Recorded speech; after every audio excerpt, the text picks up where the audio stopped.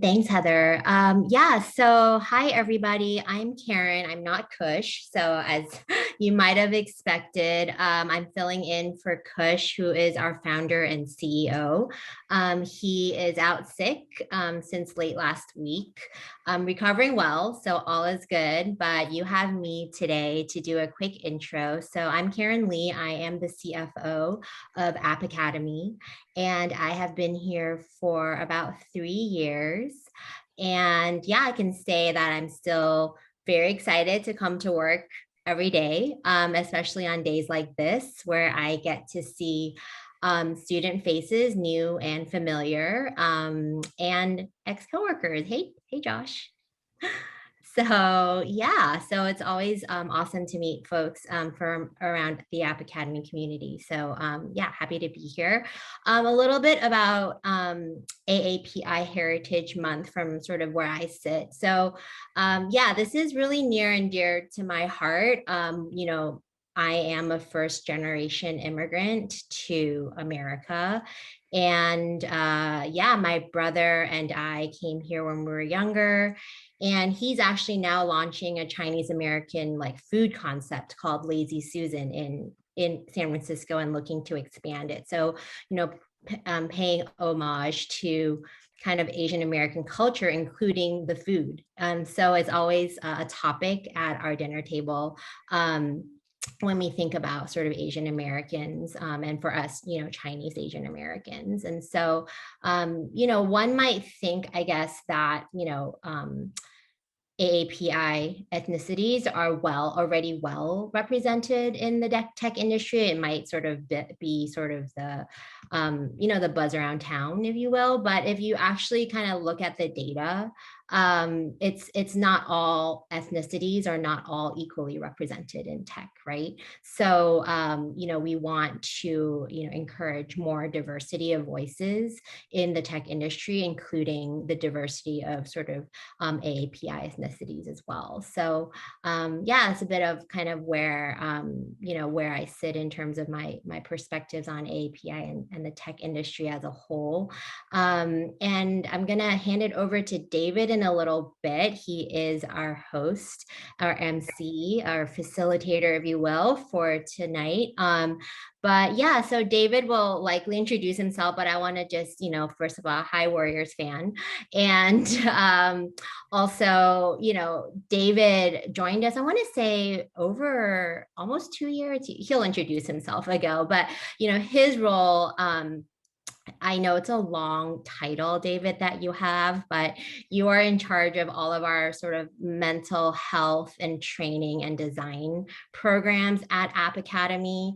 And he does tremendous amounts of work with our students and our staff, in terms of, we know that teaching software development is not just the technical skills, but also the cultural skills and how to lift yourself up during this very intensive program. And so we view that as very important part of our students' ecosystem and success, and helping them with their success and support system. And so that's sort of, why we invested in this role and hired on David. So I will turn it over to David to introduce yourself and also kick off the panel. So. Thank you, Karen. That's a very nice introduction, and I appreciate you're giving a little bit of context because it would sound very self-promoting, but I'm a fan of App Academy, not as much as a fan as the Warriors probably, but certainly a fan of App Academy. And I really appreciate the vision, the values, the mission, and the things that we're doing, a lot that have to do with bringing underrepresented people more into the software engineering field. And as you look at, like say, look at the data, look around town, certainly there are a lot of Asians represented in technology in general and software engineering specifically.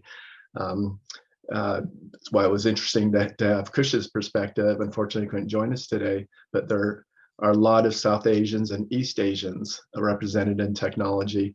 One of the things reasons why I was happy to facilitate this panel is I really wanted to push the idea that as Asians are maybe in some ways in general overrepresented in terms of the proportion of Asians in tech versus the portion in the population at large.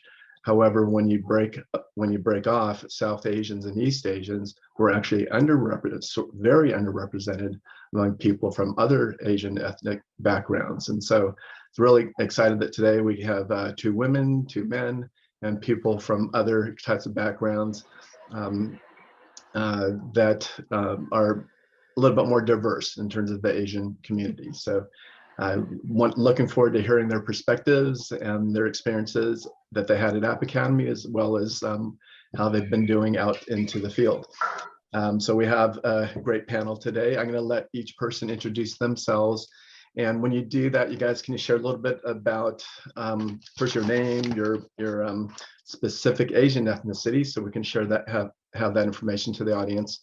When you graduated, or what your cohort is at App Academy, and what your current role is, and then what you were doing before you came to App Academy. That's a lot of things to talk about, but if you forget, I'll prompt you, because I'm excited about the diversity we have even within our panel here, because we represent people who are entrepreneurs, who are out working, have been several years away from their time at App Academy, as well as we're able to engage a student here who a current student who can give that perspective. So let's go ahead and start with, why don't we start with you, Nate, with Zeke, Exequiel Hashimoto, and you can tell us a little bit your background and start us off, and then just go ahead and hand it off to one of the other panel members.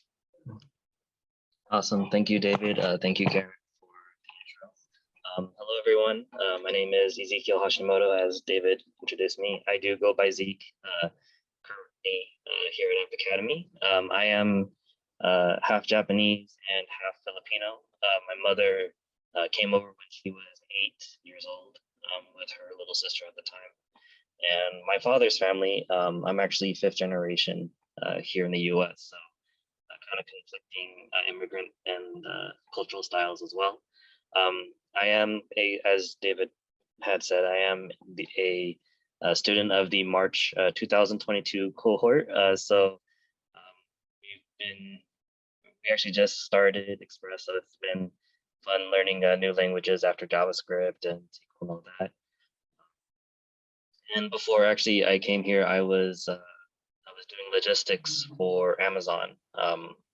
So I was doing basically central flow planning and all of that. So a lot of long days, a lot of long hours, but I'm here now, and now my days are long with coding and understanding material and stuff that I've never seen before. So it's been a great journey, and I guess I'll kick it off to Snigdha, if she doesn't mind introducing herself. Hey everyone, I'm Snigdha. I am South Asian. Both of my parents are from South India, and I recently started working at Block, which used to formerly be Square. It's a payments processor company. I work specifically for the Cash App division.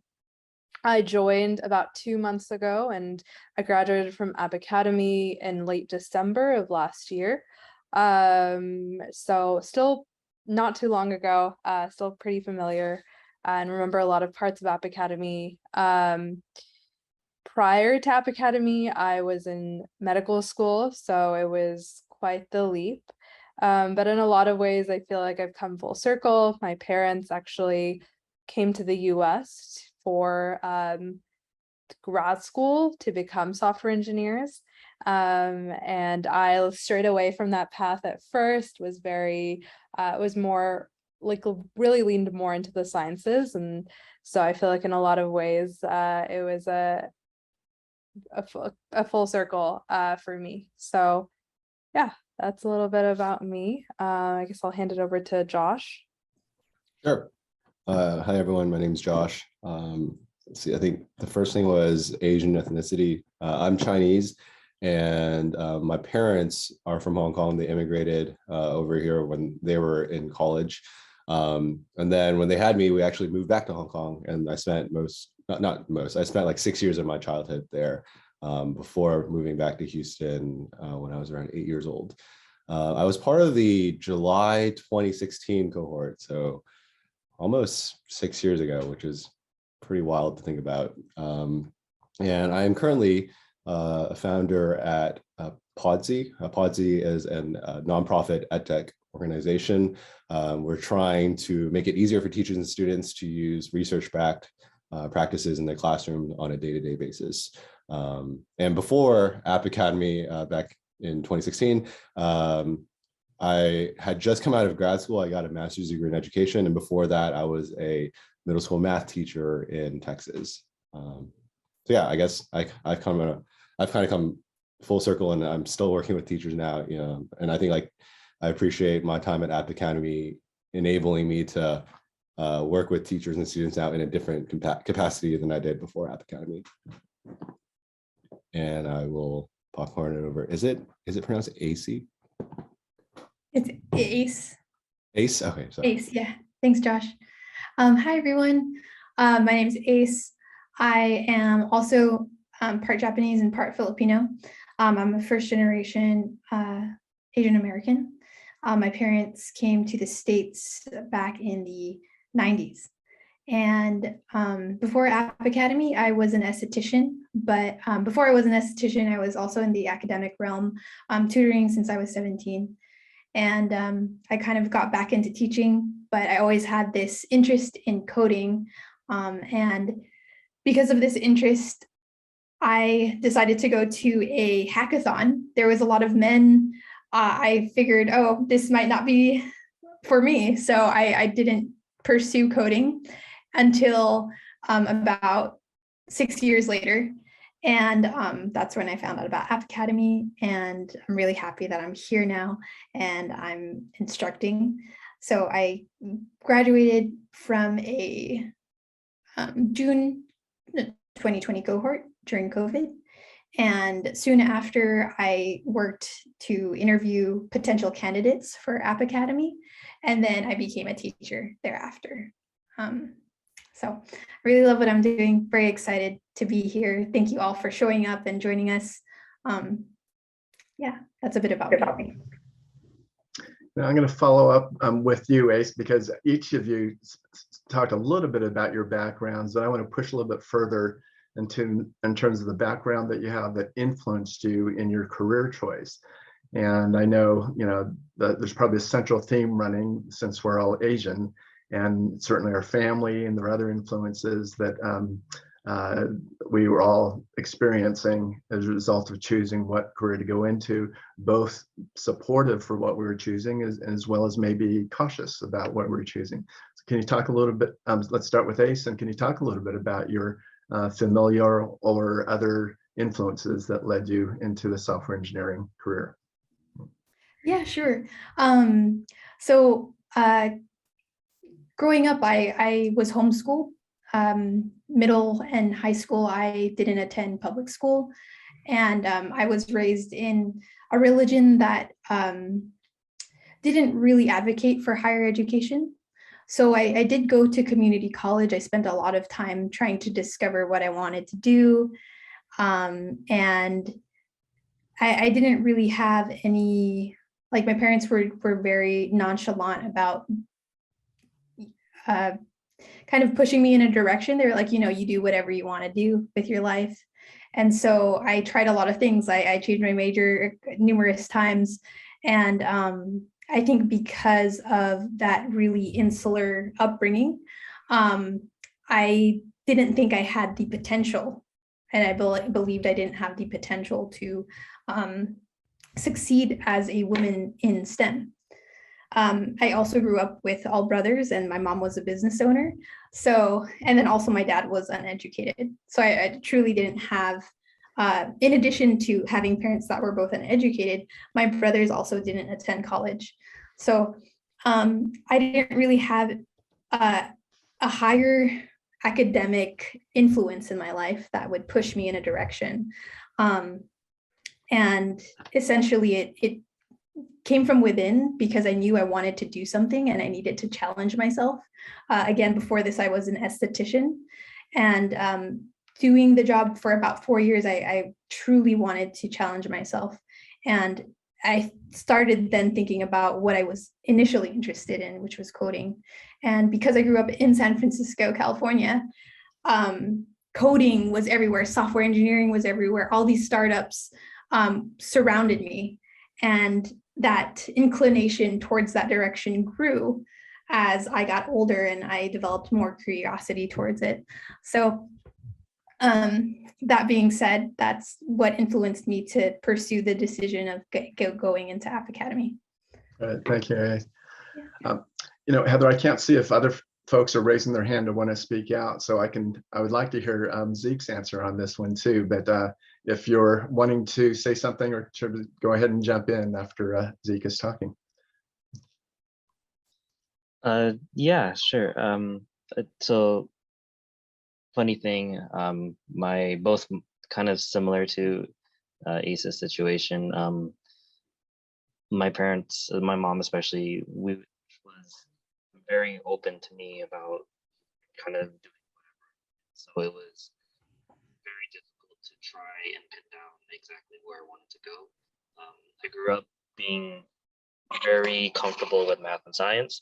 But the idea of coding never really appealed to me. I actually thought I was going to try and do med school. Actually, I was pre-med for about a year and a half and basically got freaked out for some reason. So I changed my major more times than I would like to admit. I would probably say 5 times. In the mean, but both of my parents were like Ace. My dad didn't graduate from college. My mom attended college. She did eventually wind up receiving a liberal arts degree. She was frustrated. She used to tell me all the time that she was frustrated that she never really got a degree that kind of directed her into doing anything. So she wanted to make sure that I found something that was more specific, but didn't exactly give me an endpoint to kind of aim to. Essentially, so, my thing was, I was basically becoming more and more of a gamer during COVID. Couldn't really do anything outside that I wanted to do. So, so I started spending more time on the computer. Started seeing code and kind of just wondering what that does, and spoke to a friend of mine that just recently got hired at a startup in LA, and he actually recommended App Academy. So he said, check it out if you see if it'd be a good fit. And I honestly came in with zero expectations of myself. I thought it'd be super difficult, and it still is. But if anything, it's pushed me, and I've kind of discovered different aspects of myself, and I'm growing. So I think for me, this is kind of where I am meant to be, and I kind of hate. I can't say I cringe at the fact that my mother was always right. She said, "You should go into engineering," and I didn't think she'd be right. And I do apologize if my audio is cutting in and out, but I'll kind of leave it from there with my mom knowing everything as always. So thank you, Zeke. Any thoughts from Snigdha or Joshua? Yeah, I can go. Yeah, I guess I relate to some of what Ace said. I also grew up in the Bay Area, so I had access to a lot of different resources and programs, and just like felt like I grew up surrounded by very cool problems. And I think that I had like a family that was pretty supportive of what I did, and like I grew up in an area that was very enriched with STEM. So I think I had very early influences that pushed me in this direction. I think that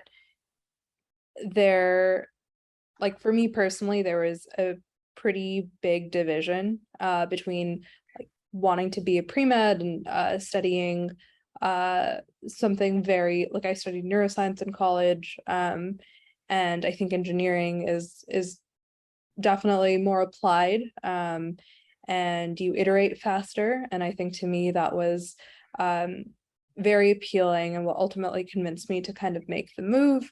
And I think it's very cool to see technology being used as a tool that you can leverage day to day. And it has a very tangible impact that you can see as an engineer. So yeah, I think everyone has a different reason why they become a software engineer, but I think for me it was a combination of both discovering a little later what I wanted, what I really enjoyed doing day to day, as well as having a very supportive community growing up.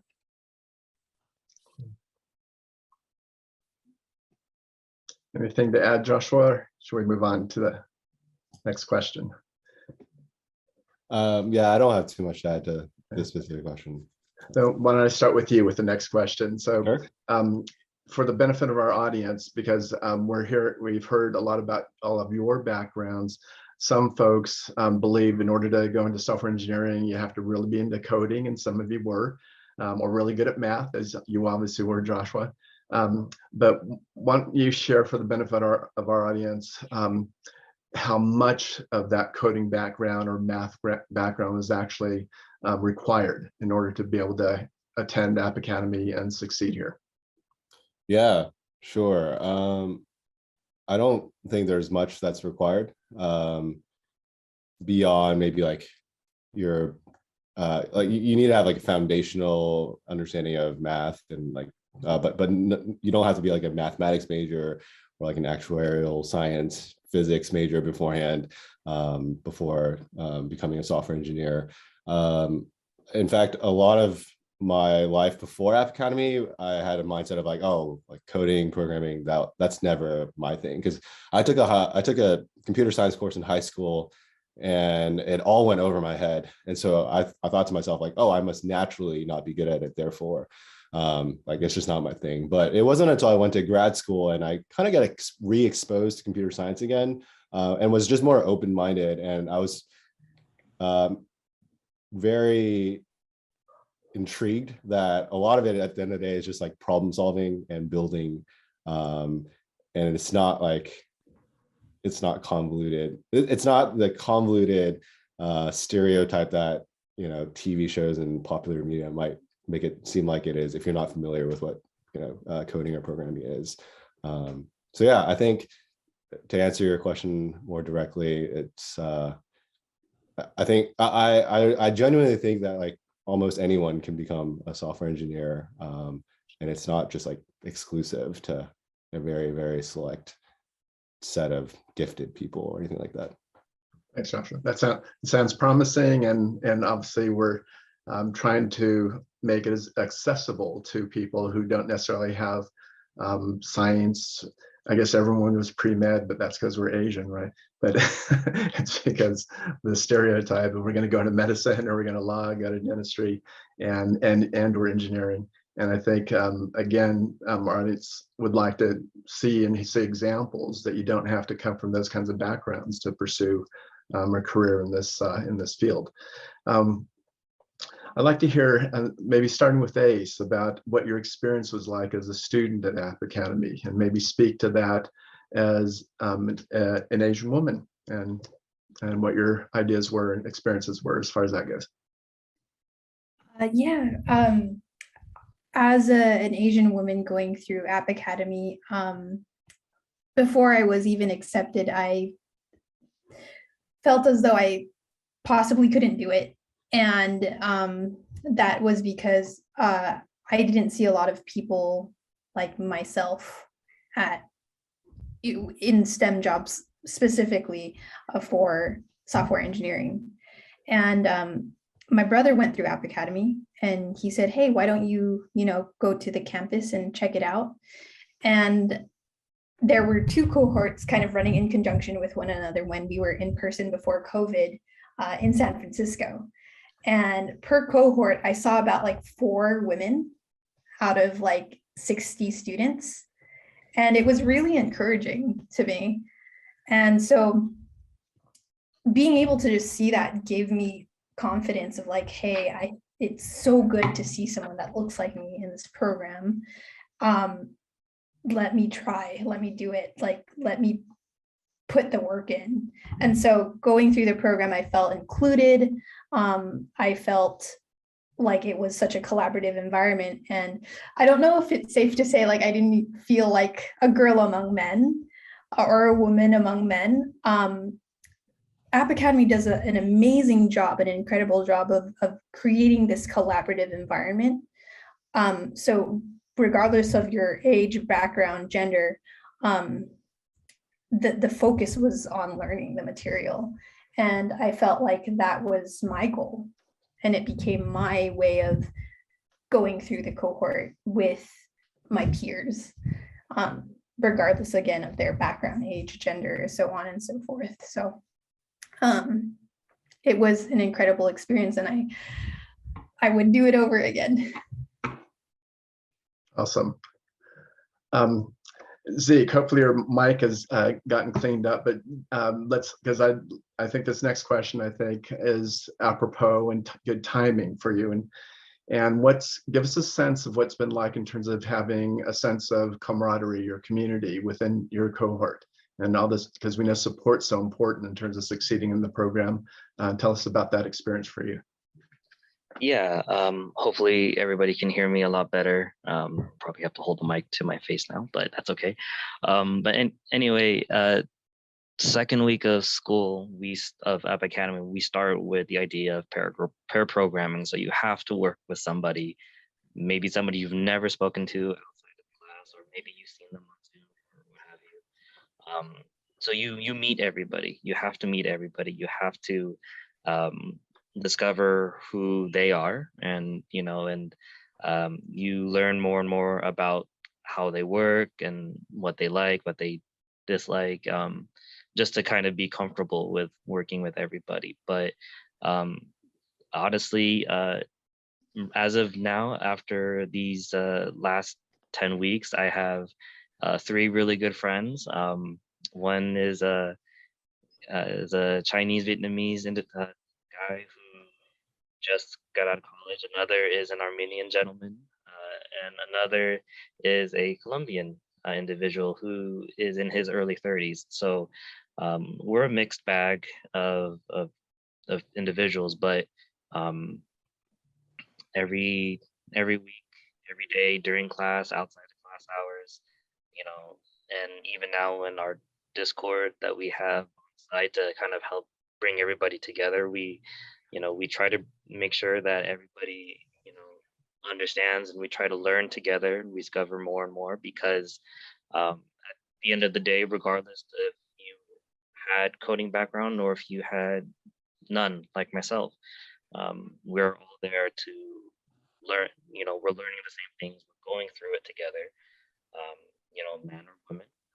I like to speak to everybody, but you try to include everybody, and you try to make sure that everybody does well, because there's nothing greater to hear that everybody makes it through, and then you still see the same group of people, you still see the same faces, and we can talk about how much we're having fun or how much we're struggling or whatever. It's so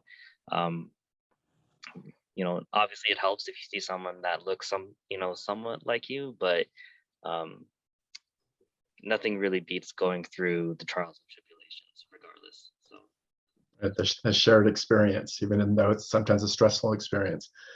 I'd like Snigdha to address this one, because hopefully it hasn't been so long that you don't remember what were the best parts and the worst parts of your experience at App Academy. There are a lot of good parts. I think that Zeke pointed this out, but there's a very strong sense of community that's built when you're all struggling through something.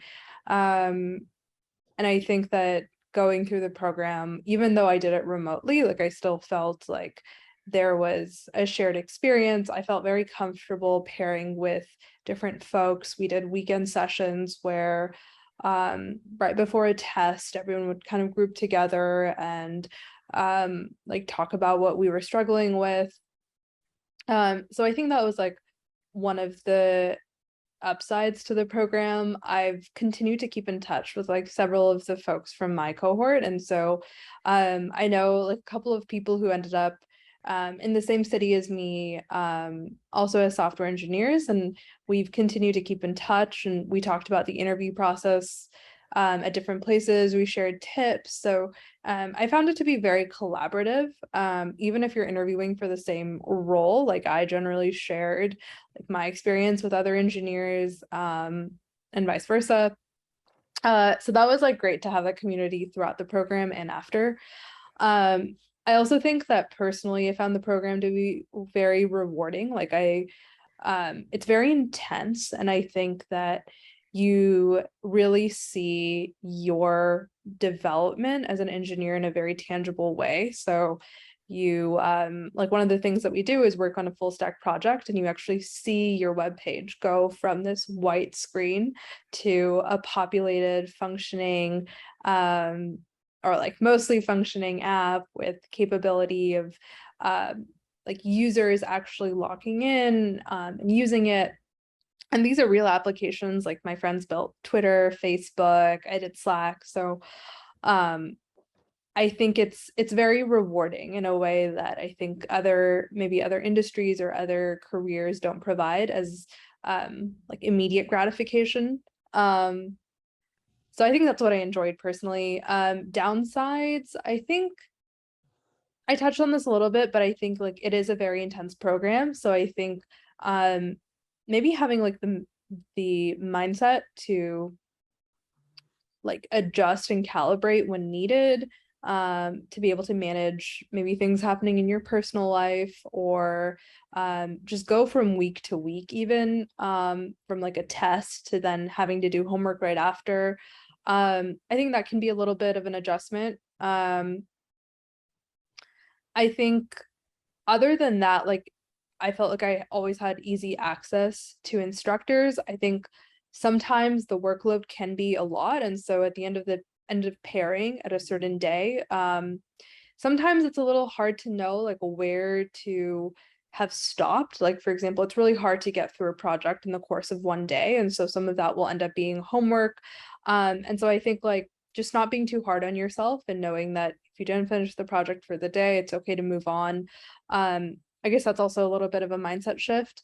But ultimately, like a large part of software engineering, even once you graduate, is still learning. Like I learn every day on the job. I still hit up Stack Overflow all the time. So never really stops. And I think App Academy really sets the kind of like the foundation for that pretty well. Awesome. You ventured a little bit into my final question, but let's, I'm looking at the time, probably go another 2 or 3 questions, and then I want to open it up to the audience so people have a chance to ask you guys questions. But I'm going to segue here because I just think this next question is just excellent for Joshua. As I wanted to ask about the job search support. One of the things that kind of makes Academy, I think maybe not unique, but rise above some of the other similar boot camps is how much support we give you in the job search and actually getting your first job. And I don't know what your journey was, but why don't you tell us a little bit about that and how the job search placement team supported your process on that, Joshua?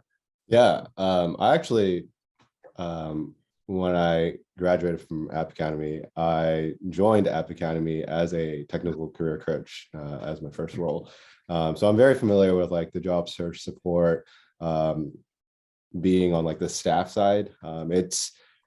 I can tell you from personal experience that App Academy at a personal level cares a lot about each student and about how they end up doing in their job search and even afterwards.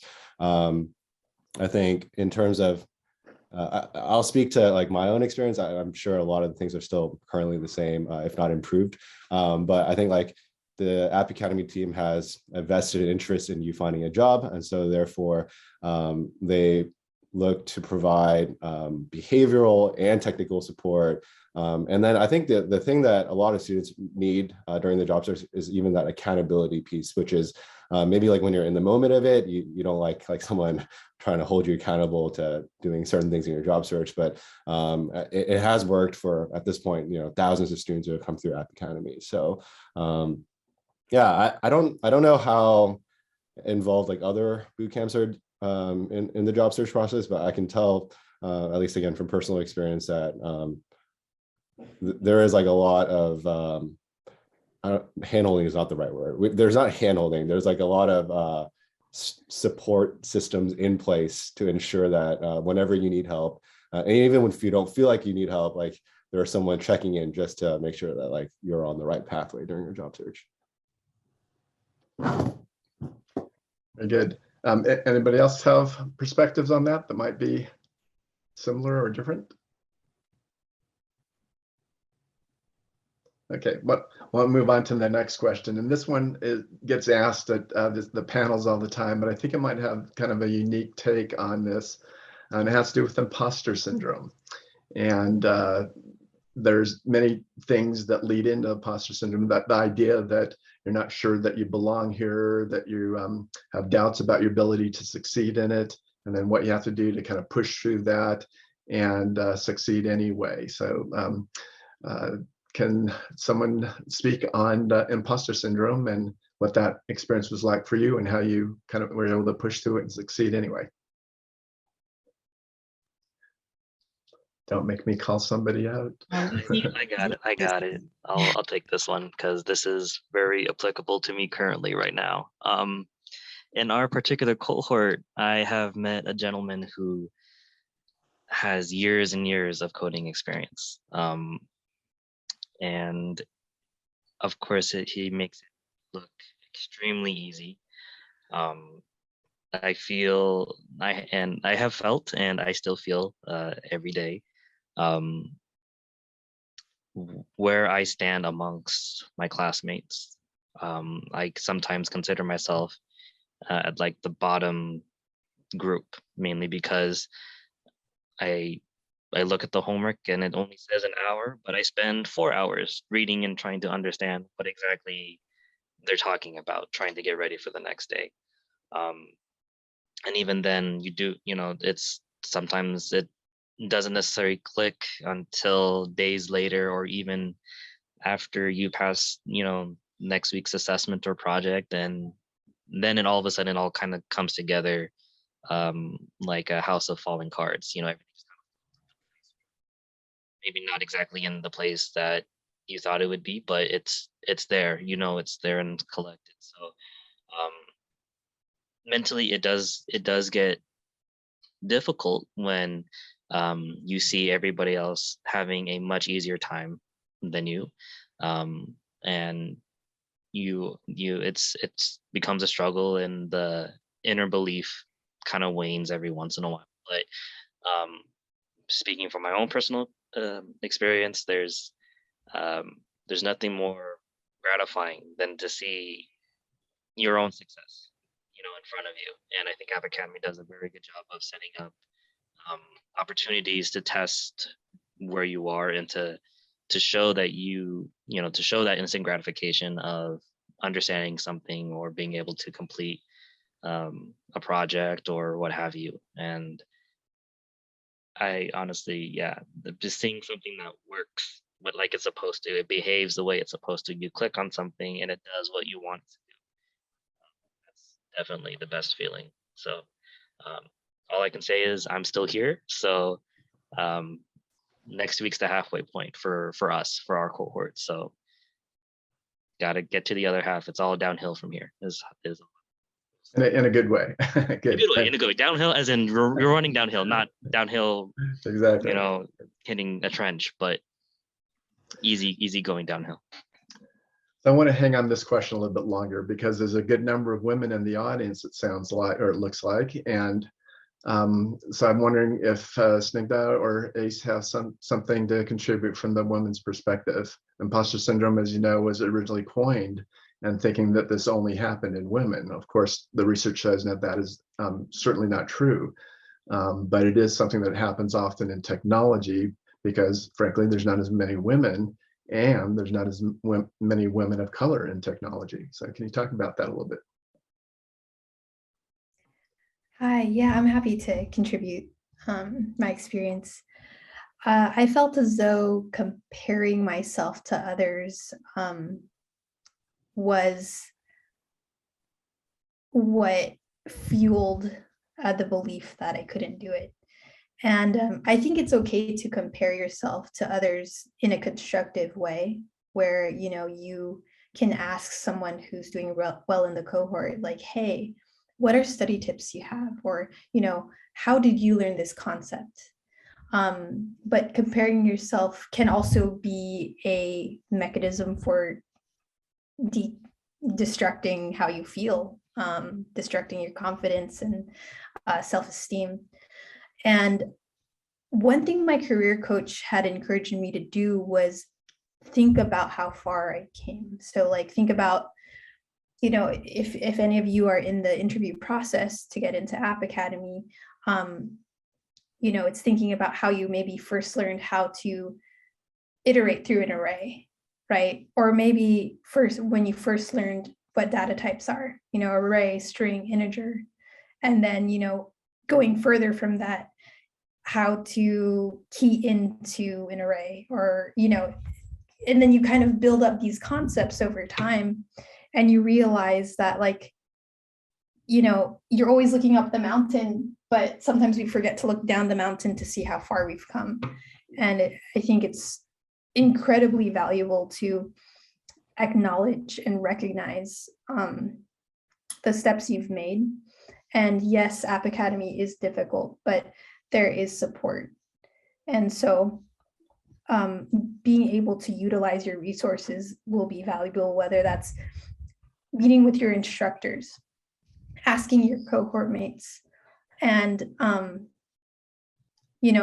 again, it's not imposter syndrome is not something that can be healed using external factors. I think it all kind of comes from within, and you yourself can discover what is the root of that. And if it means that you need to work more on material, then it's taking those steps to do so. And it takes a lot of honesty and kind of confrontation with yourself to recognize, like, what is it do I need to do to be able to build that confidence, and also recognize how far I've made it. So yes, it is a journey, but it is a journey that you can have support, again, through instructors, through your cohort mates, anyone else who has gone through the program, career coaches and things like that, people like that. Thank you, Ayce. And obviously I can speak to that App Academy offers a lot of very structured and integrated supports throughout your process, in addition to the opportunity to talk to a professional person who has expertise in some of these areas. That's part of why Karen and Kush and leadership hired somebody like me. So not only to develop your mental toughness or resilience, how to stay optimistic and how to cope with the stresses of such an intense program, but it's not uncommon to have doubts, and especially if you didn't come from this field to begin with, or as I think one of you pointed out, when you look around the room and you're not sure, there's not a whole lot of people that are there, and you wonder if you belong there or not. It's a very natural phenomenon, very natural thing to experience, but there are ways to cope with those feelings and how to still succeed and manage that. So I want to make sure there's time for questions. So let's end it with just a few comments from the panel, each one of you, on what would be your words of wisdom, your advice to people who might consider going into software engineering and something like a boot camp to achieve that goal. You want to start us off, Zeke? That seems good since I'm going through it. You can do this. You can, just like anything. I know it's a cliche to always tell individuals that you can do it. You can. They're, like Ayce has mentioned, you forget to see how far you've come from, during your journey. You look up at the mountain, you look at the end of the week, you look at the end of the program, and you wonder how you're going to get there. But you have to remind yourself that you've already passed through these benchmarks, you've passed these challenges, you've conquered these challenges throughout the boot camp. So you can do it. The other thing is, yes, Snigdha has also had mentioned that it's very intense. It will be very intense. They are not lying when they said, yes, your lecture is going to be, and project time is 40 hours a week, but the individuals in cohorts spend anywhere from 50 to 60 hours collectively, and that, you think 10, 20 hours outside of class. It's the same kind of idea.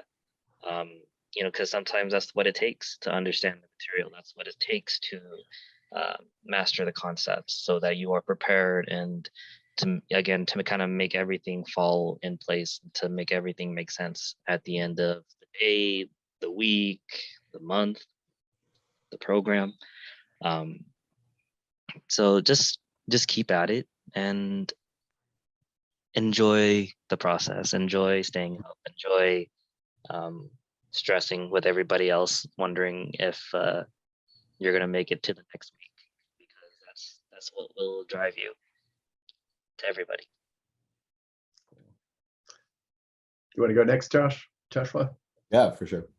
I have one big piece of advice that I'm very passionate about.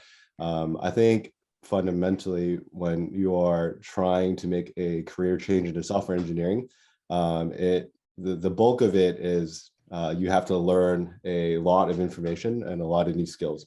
You're learning a lot, and then at the end of it, you have to demonstrate what you've learned to potential employers, right? So I think one of the most valuable things you can do is to learn about how you actually learn effectively, because there's actually a whole field of science behind like how the brain works effectively and efficiently, and there's content out there that will teach you that. So like some good resources for that, there's like a Coursera course, very popular, called Learning How to Learn. I think it's put together by someone who's like a or a cognitive psychologist, and like very, very highly rated course. I think it's free. There's other books called like Make It Stick. It also teaches you how, again, just how the brain actually learns effectively. So I think it's very much worth your time to just take a couple of weeks and understand, just like go meta and understand how your brain works and learns effectively. And then I think like out of that whole idea, the one thing that I think everyone, it's like worthwhile to look into is like spaced repetition is one of those strategies that, again, has been proven to be very effective in helping people learn and retain a lot of information in a like shorter amount of time. Because when you go through AAPI Academy, for me, when I went, it was 12 weeks long and we had to learn like an entire curriculum.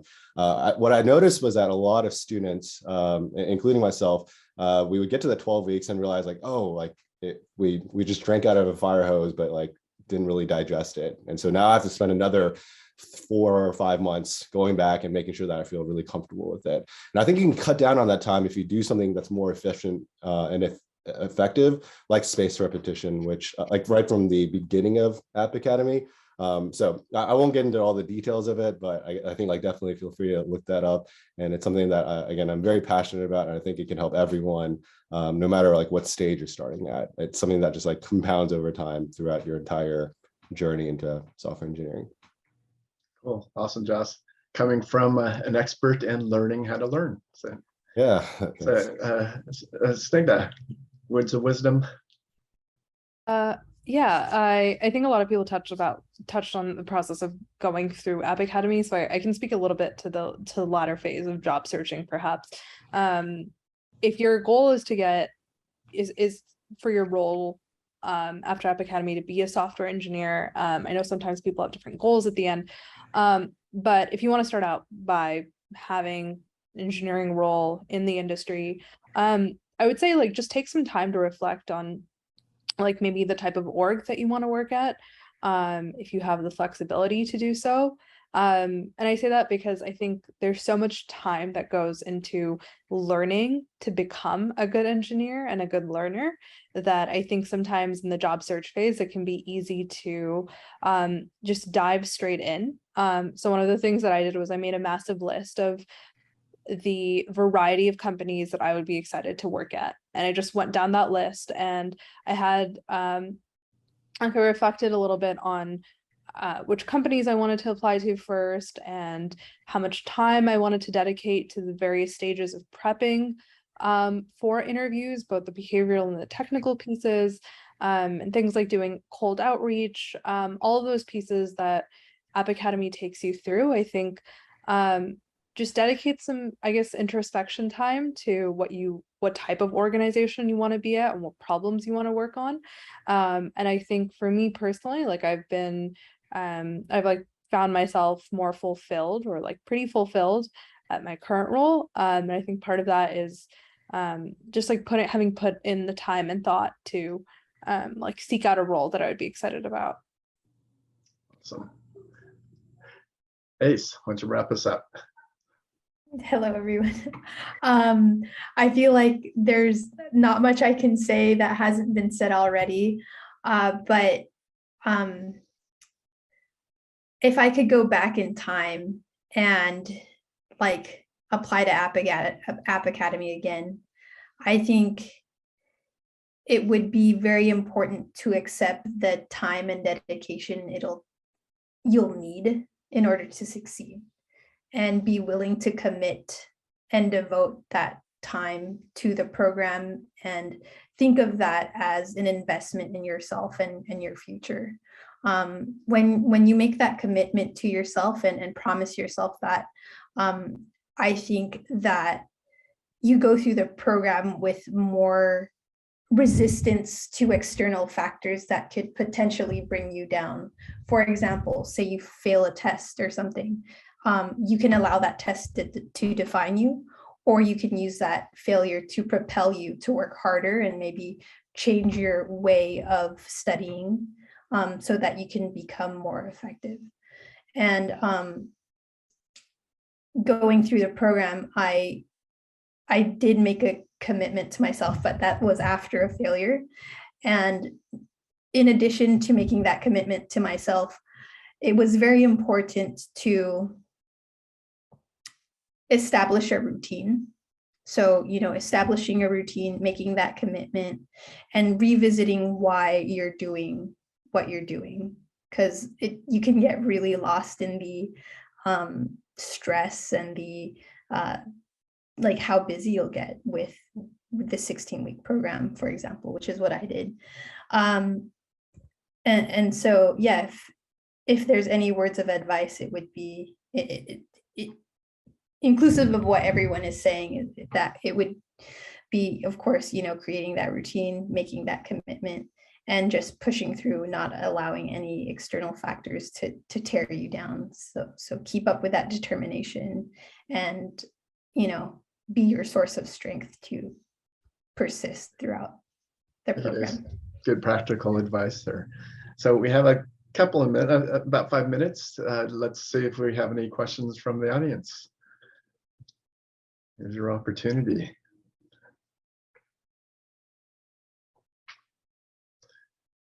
I couldn't see if there were questions coming on the chat while we were going. Is there anything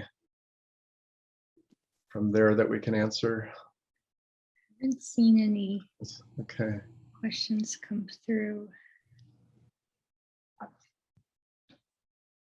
So we had a shy audience, or an audience that No, wants. very rare for I a have a panel. Usually question. there's a lot. Okay, please. I have a question. I don't want to take more than 5 minutes, but I studied electrical engineering like 10 years ago back in the country, but I became a refugee and I was settled in the United States, and I started from scratch my formal education in Berkeley. And in 2017, while I was in the middle of my 5 years of the program, I had a severe medical issue which caused me to drop from school. I'm still carrying kind of this medical problem, until even the COVID time, I tried to go back to my education path, and I love to learn coding, and I really like good at kind of basic of computer science, and electrical engineering is my field, which I really love to do before. But I actually never accomplished my goal. I wind up to drop from Flatiron School with another boot camp in San Francisco, which caused me lots of mental consequences after, because I mourn a lot. I was again in a very severe medical condition. I'm still fighting like a trivial blood cancer. And anyway, my career never went through the path always wanted. And since last few years, I am doing like a management in the hospitality, and the work hour I do is PM time. I tried to join the AAPI Academy, but your online part-time course is just the PM time, which is not doable for my morning time, because I'm usually off morning and I have to work. And San Francisco is very expensive. I cannot quit my job to pay my rent and my medical expenses, which is so expensive. I'm wondering if AAPI Academy in future will provide any part-time course to start the morning time, and like a even flexible time. Maybe some people working during the morning, but my job is like during the nighttime, like 3 p.m. to 12 a.m. So that's the big problem. I had a question about that. And I kind of like have some GitHub project. It's not very like sophisticated stuff, but I am good at math and algorithm and those things, but I built some Ruby Rails, simple basic apps, but I never made any sophisticated apps. But I'm really eager to go back my education path, and I try to start again, and this time never give up. However, I'm still fighting some medical issues, and I wish AAPI Academy have kind of flexibility more for the program. Thank you so much. So that's a little bit more of an administrative question, and maybe we can get your contact information. We can give you a little bit more background and your options around that, Farouz. And it seems like certainly, and it seems like it's taken us to our time. So I am going to have to close our session today. I want to make sure I thank our panel for your time. I know you're all very busy people. It really makes a big difference, though, for folks to be able to hear from people who've actually been through the experience and have survived it, except for Zeke, who's still surviving it, but I'm confident that you will. This session was recorded, and so not only the folks who are here live, but it'll play on, and we'll get it up on YouTube and all that, so other people will see it going to the future. So thank you for representing. Thank you for your experiences and your wonderful examples. Congratulations on all of your success, and I look forward to hearing more about what you guys do in the future. Right? Thank you all. Should we wrap it up, or is there closing things we need to do administratively, Heather? Good to go. All right. Thank you, folks. Thank you all. Bye.